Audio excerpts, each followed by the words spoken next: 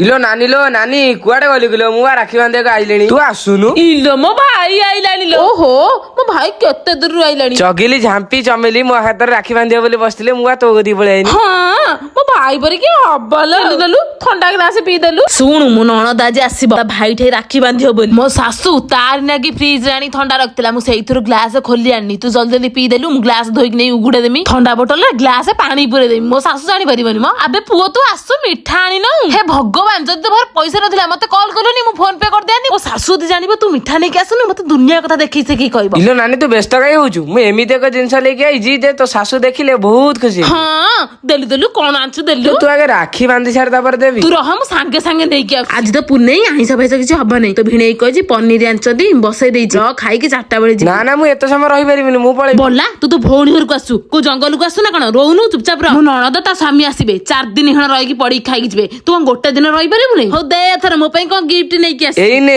ଚିନି କିଲେ ନେଇ ଆସି। ଇଲୋ ମୋ ଭାଇ ପରି କିଏ ହବଲୋ, ଚିନିର ରେଟ୍ ଯାହା ହେଲାଣି ସୁନାର ରେଟ୍। ମୋ ଶାଶୁ ଦେଖିନେ ମତେ ନେଇକି ତା ମୁଣ୍ଡ ଉପରେ ବସେଇବ। ହେ ପୁଅ ଶୁଣୁ, 3000 ଟଙ୍କା ତୁ ଭିଣେଇ ପାଖରୁ ଲୁଚେଇକି ଆଣିଛି। ଗଲାବେଳେ ମୋ ହାତ ଧରେଇ ଦେଇଯିବୁ, ମୋ ଶାଶୁକୁ ଦେଖେଇକି କହିବୁ ନାନୀ ନେ 3000 ଟଙ୍କା ରଖ, ଶାଢୀ କିଣିବୁ। ନହେଲେ ତୁ ଗଲା ପରେ ମତେ ଦୁନିଆ କଥା ଦେଖେଇ ଶିଖେଇ କହିବ। ବୁଢୀକୁ ଉପରେ ଦେଖୁଛୁ ଭଲ, ଭିତରୁ ଚେର କାଟିଆ ଲୋକ। ୟା କତରେ ମୁଁ ବୋଲି ଚଳୁଛି, ୟା କତରେ କିଏ ଚଳିବଲୁ?